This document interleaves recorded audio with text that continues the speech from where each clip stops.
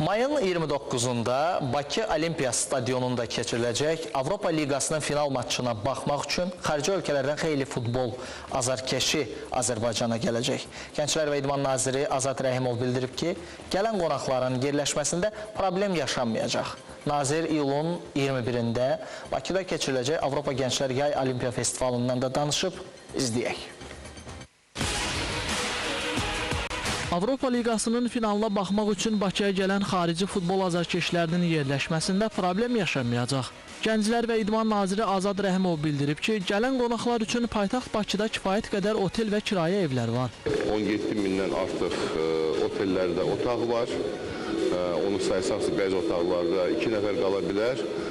Bu onu göstərir ki, bu azarkeşlər tam şəkildə otellərdə yerləşə bilərlər. Amma biz görürük, təcrübə göstərir ki, həm də Bakıda son illər çoxlu mənzillər kirayə verilir. Bunun üçün də üstü saytlar var internetdə.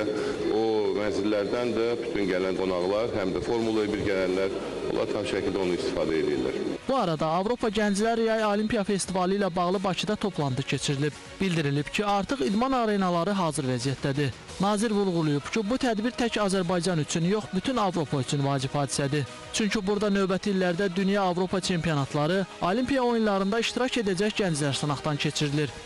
Bunun üçün hal-hazırda 12-dən artıq bizim Azərbaycanda, Bakı şəhərində yerləşən idman qurumları hazırlaşır. Bunun üçün atletlər kəndindən üstü olan üçün qalmaq yatağına müxtəlif tədbirlər.